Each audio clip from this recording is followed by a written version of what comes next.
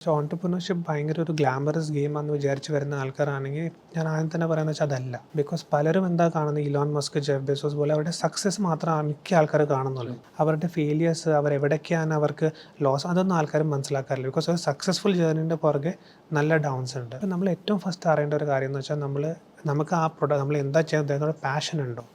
ഇപ്പോൾ പലരും പറയാനുണ്ട്, if you love what you are doing it won't not feel like work.